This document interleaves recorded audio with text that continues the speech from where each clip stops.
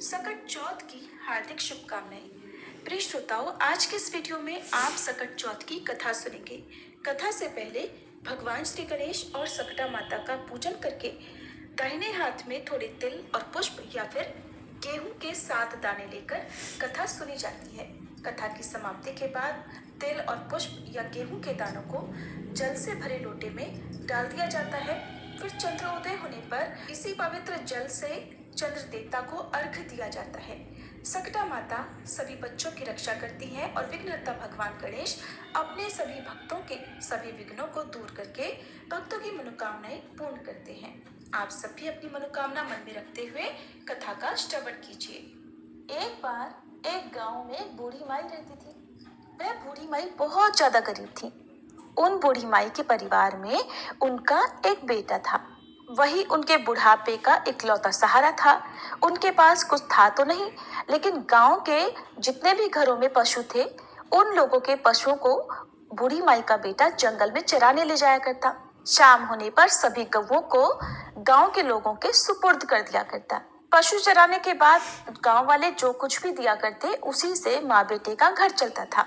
इसी तरह से किसी तरह से उनके दिन कट रहे थे। एक बार की बात है, बूढ़ी माई का बेटा गांव के पशुओं को जंगल में चराने के लिए ले जा रहा था।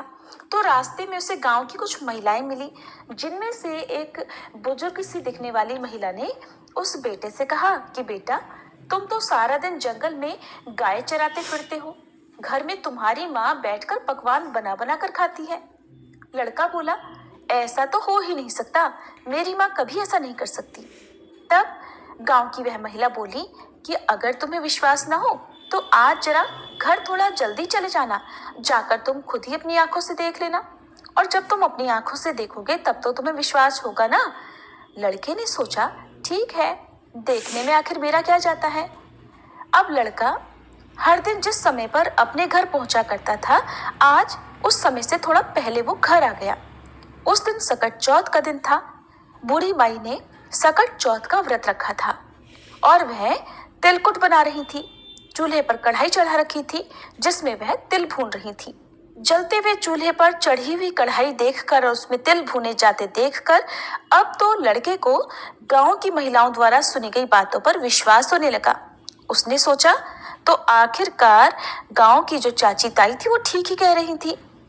और यहाँ देखिए, मैं तो जंगल में भूखा प्यासा दिन भर भटकता रहता हूँ, पशु चराता फिरता हूँ, और मेरी माँ घर में पीछे पकवान बना बना कर खाती है। अब उसे गांव की महिलाओं द्वारा सीख लग गई। तो वह लड़का अपनी माँ से बोला, माँ, मैं तो घर छोड़कर जाऊंगा। बूढ़ी माँ बोली, बेटा, ऐसी क्या बात हुई जो तू ऐसी बात सोच रहा है और कह रहा है। बेटा बोला, मैं तो चला जाता हूँ जंगल में और देख रहा हूँ तुम मेरे पीछे पकवान बना बना कर खाती हो। मुझे खिलाना तो दूर, तुम मुझे बताती तक नहीं। माँ, अब मैं इस घर में नहीं रहूंगा, मैं तो जंगल में जाऊंगा।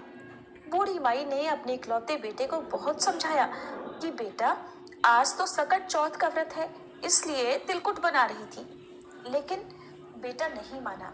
बूढ़ी माई समझ गई कि जरूर इसे किसी ने सिखा पढ़ा दिया है और अब ये कहने से नहीं मानेगा।